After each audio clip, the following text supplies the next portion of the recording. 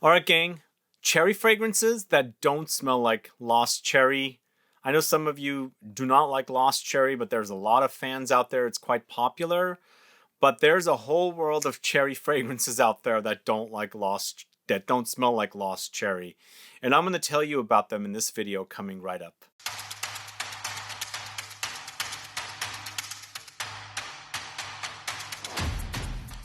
Thanks so much for tuning in. I'm Sebastian, talking to you about cherry fragrances that do not smell like lost cherry. So before I get to the fragrances, let me tell you that the latest Scent Club kit does have a fragrance that somewhat reminds me of lost cherry, but it goes in a complete different direction. It's Room 1015's Cherry Punk Extrait de Parfum. So that's in the kit right now, and that is selling currently. It's kit number 13. And there's also Tonka Hysteria in there, which not necessarily features cherry, but it features loads of Tonka.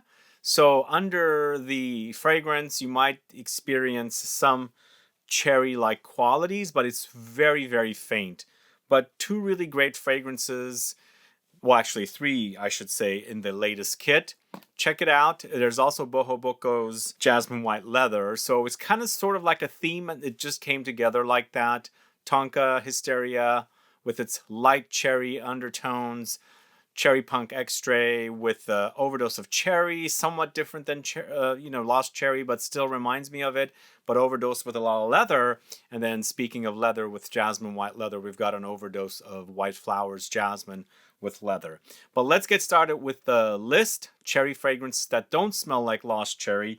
I'm going to start with the first one and let you know that I had dismissed this fragrance. When I first reviewed it, it didn't really excite me too much.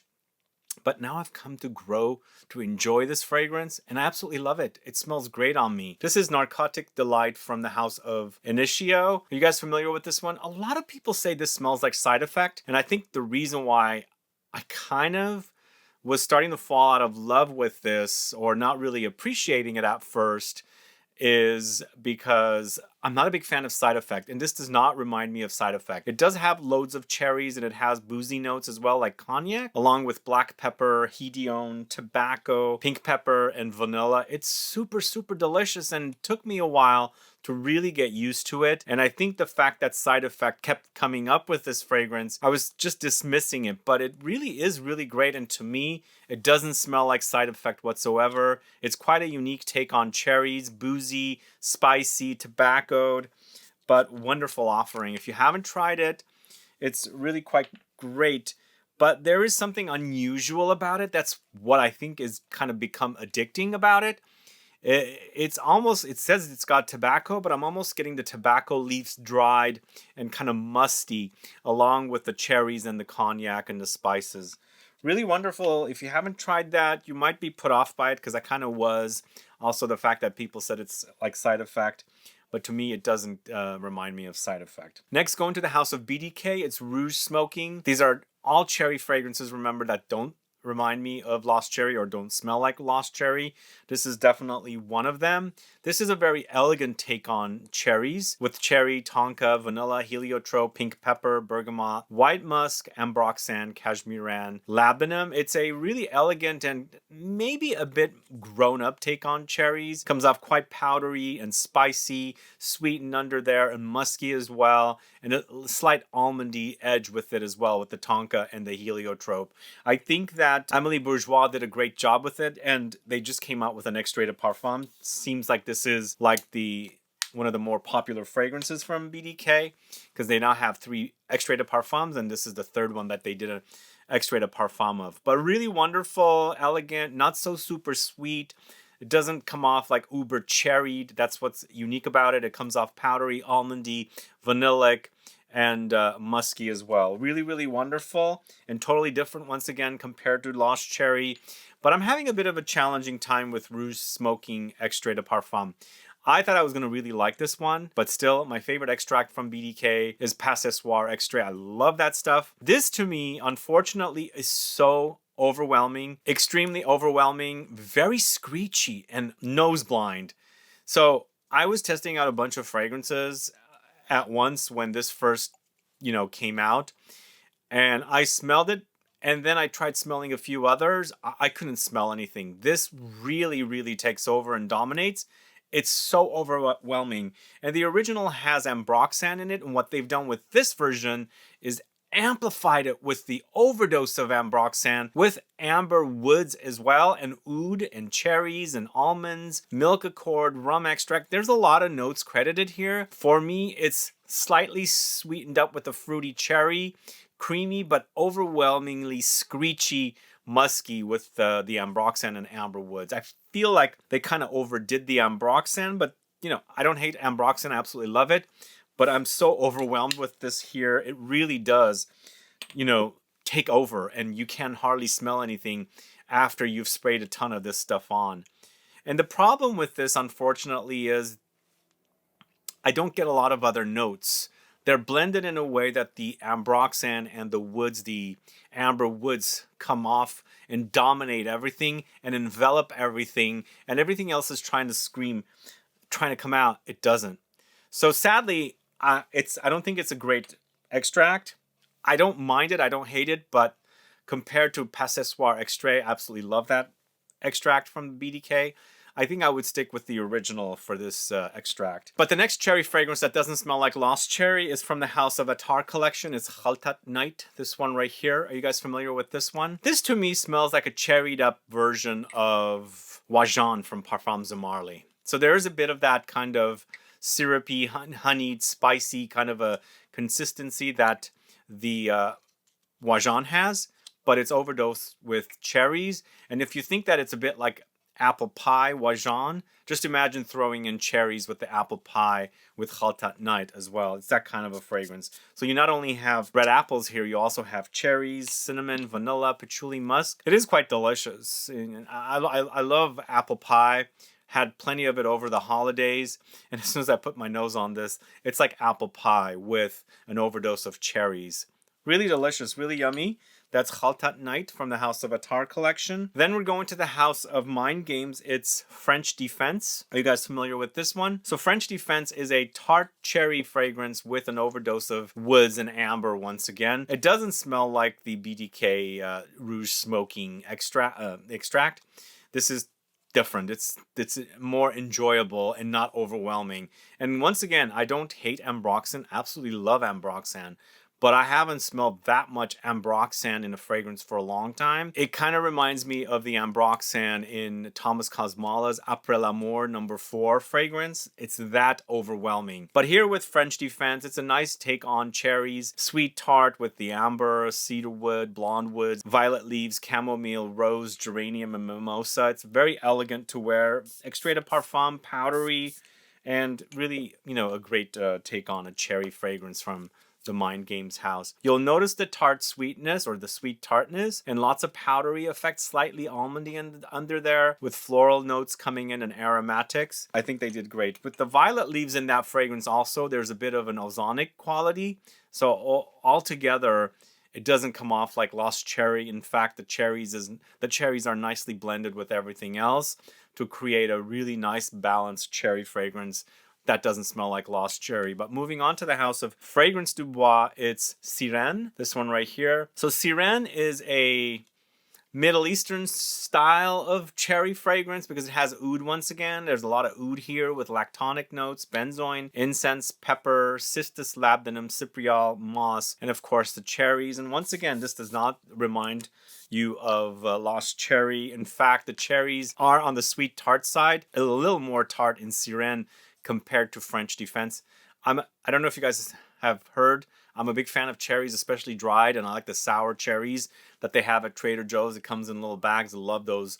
Really, really love cherries. And this kind of reminds me of the cherries that are sour, tart kind of cherries that are dried and mixed in with the oud and the ambery notes and lactonic notes and things like that. So in the end, it gets ambery, but the oud is there. It's slightly animalic. There's a funk to it, but I feel like the sweet tartness of the cherries tones it down, and it gets ambery and the dried down, slight smoky, peppery touches coming in as well. It doesn't have a deepness about it.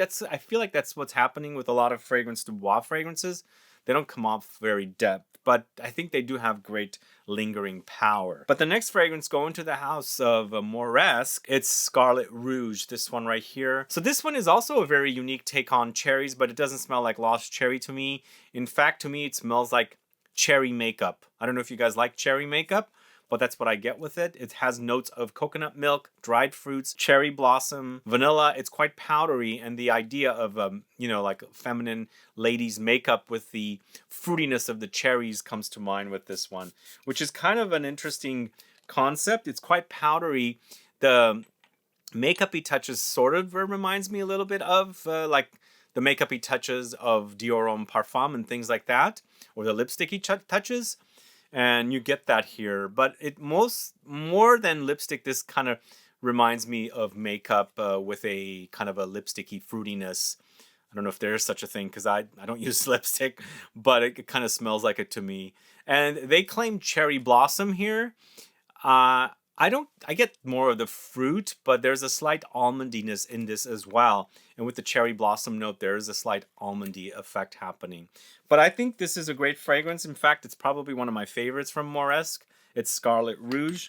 Let me know if you're familiar with that. All right, next up, going to the house of Dior. It's Rouge Trafalgar Esprit de Parfum. This is actually not utilizing cherry notes. It's creating an accord of cherries with the notes they're using in here. So they have Bulgarian, Turkish rose, fruity gourmand notes, pink pepper, and of course with these notes, it creates a cherry accord, which is quite lovely.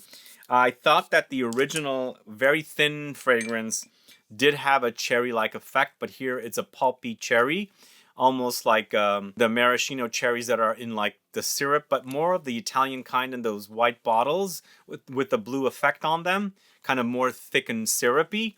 That's the effect it gives, but it's very tart. So it's a sweet tart effect, very pulpy, but really super delicious. There's also a slight candied effect happening there, but I think this is definitely one of the best Esprit de Parfum fragrances from Dior. I keep recommending it.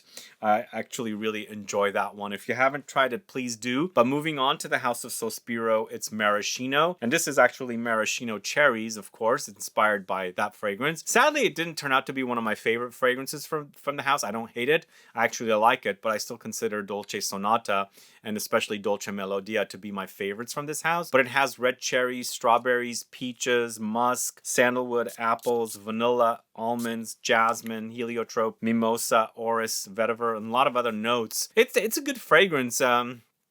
Cherry fragrances tend to be uber fruity, and of course, as I said, I really enjoy eating cherries. This has a very tart effect. I don't know if you guys have noticed this in this fragrance. It's quite tart, powdery, a bit almondy, and the fruitiness is really, really amplified, and they have it mixed in not only with cherries, but the strawberries and peaches. So it has a very tart effect, and I kind of like that in fragrances, and I think this is perfect in a warmer weather. It is very complex, maybe perhaps for warm weather for you guys, but I kind of like wearing tart fragrances when it's extremely hot outside. And, you know, it's a nicely done work. It's not my all-time favorite from Sospiro, but definitely worth checking out, especially if you like something more tart. But the next fragrance going to the house of Orme, it's 1812. This was actually featured in a Scent Club kit, a mystery box, I think, last year. This is such a different take on cherries. It's very unique. Once again, the cherry is not in your face. It's sort of kind of like blended with the other notes. And you don't really have a cherry fruit effect, more like almost like a cherry afterthought. So there's cherries, lychee, sugar, violet, almonds, sage, rose, heliotrope, vanilla, mandarin, bergamot, sandalwood. But you know, if you think that cherry fruit and fragrances comes off too fruity and overwhelming, you might check this one out. There's more of an elegant quality about it, and it's almost like you have the almondy bitterness coming in, kind of taking over the cherry fruitiness. And perhaps it's also kind of dry. The juice is kind of gone from the cherries because it's not necessarily coming off very juicy, but more powdery and almondy, if that makes sense. But still, a really great fragrance. More on the mature side, I would say. Not fun and playful and girly. So that's 1812 from Orme. Let me know if you're familiar with that. So next we've got a fragrance from the House of Creed. It's called Carmina. Actually quite nicely done, but overly expensive here. giving you a suggestion because it smells really, really great. This has notes of black cherries, May rose, peony, musk, amber, myrrh, frankincense, cashmere wood, violets, saffron, and pink pepper. It is definitely a more feminine take on the cherry, but once again, very elegant. This might be a bit more playful, unlike the previous one where I said it was more mature. And this one does have those kind of mature qualities, but I feel like it's definitely more on the playful side. But I also get makeup from this as well. I don't know where I'm getting that. There's no mention of iris, but definitely violets. And violets and rose creates that kind of a makeup-y effect in fragrances. So it comes off very powdery, but sometimes also violets and orris or iris kind of tricks my nose. So there might actually be orris listed in here, but really nicely done. Wonderful cherry fragrance, but once again, definitely not smelling like lost cherry. And if you're on the hunt for something fun and playful, maybe a bit different than cherry or a lot different than lost cherry, then definitely check that out. But next, moving on to the house of Olfactive Studio, it's Close Up. This came out way before the cherry trend. I think it came out around 2016. And I didn't realize how great it is. It's actually quite delicious. This one also has a bit of a Wajan-like effect, but uber musky. So if you don't like the musky fragrances, you might not check this one out. If you do, please do. And once again, this one is cherry, but not like lost cherry, absolutely. The cherry's there, you'll notice them, but it's perfectly blended. And there's definitely a major musky overdose in this one. This is created by Annick Menardo, and there was a musky kind of time for her creating fragrances that were a bit on the musky side. There were a few that I think there was one fragrance she did for Amouage that had that kind of muskiness in it, and I really like that about this one. It's almost like the musk in Musk Ravageur, but when it was more musky. But in the end, you've got all these wonderful notes, the tonka, the tobacco, the cherries and spices. It eventually settles down to an amber, and the coffee comes up. Really, really nicely done. If you haven't tried Close Up, personally, I think this is one of my favorite fragrances from this house. It's not smelling like lost cherry, so if you're thinking that's what you're going to get, you're not. The cherries are perfectly blended. You'll get hints of it here and there, but you're going to get a lot of other notes. And that muskiness is so unique. I love that about that fragrance. And then next, going to the house of Mancera, it's Tonka Cola. I've spoken quite a bit about this one. It's quite delicious, and it's a fizzy kind of gourmand take on a cherry fragrance, but definitely not smelling like the lost cherry that's very popular. Once again, it's a Mancera, so it's very long lasting. It's powdery, it's syrupy, it's sticky. I really like that cola effect that we have in here. It's like a cherry cola, but the tonka beans is quite strong. You have that kind of nutty bitterness from this, and lots of spices. So it comes off a bit like holiday spices for me. Overdose with vanilla and benzoin in the dry down. It's quite fizzy, guys. This is really, really fizzy. So if you like the idea of Coca-Cola, definitely check that out. And last but not least, we're going to end the list with Caspian Cherry from the house of Electimus London. So maybe this might get a little close to smelling like lost cherry, but I don't think it does. What do you guys think? Let me know what your thoughts are on these cherry fragrances. Do they smell like lost cherry to you? Noses are different, so we pick up different things. I personally don't think these fragrances smell like lost cherry, even though they have the cherry note. And here with this one as well, this one has white chocolate in it. It adds this creamy, smooth layer. Even though it's very powdery, it has the black cherries. There's coffee here. There's white chocolate, coconut, amaretto liqueur, cinnamon, dark chocolate, honey, tonka. It's a really creamy take on this gourmand idea of cherries. Really nicely done. I think they did a great job with this one. Thank God that they went away from something similar to Lost Cherry, because it's starting to get really crazy out there when fragrances start smelling very similar to other fragrances. But it's a long-lasting fragrance, gourmand, fruity, chocolatey, creamy, smooth, and slightly boozy as well. And that's the last fragrance, Caspian Cherry from Electimus London. Let me know your thoughts on these fragrances. Cherry fragrances that do not smell like Lost Cherry. Do you have another favorite that you enjoy that features cherries that doesn't smell like Lost Cherry? Please put a comment down below so we can find out. And also, let me know if you're a fan of these fragrances. I would like to know if you've used them or you're curious to check them out. Either way, guys, thanks so much for watching today's video. If you have any questions or comments, please list below. Please like this video. Please share it. Follow me on Instagram and Facebook. And I'll be back with more videos very soon. Have a good one. Goodbye.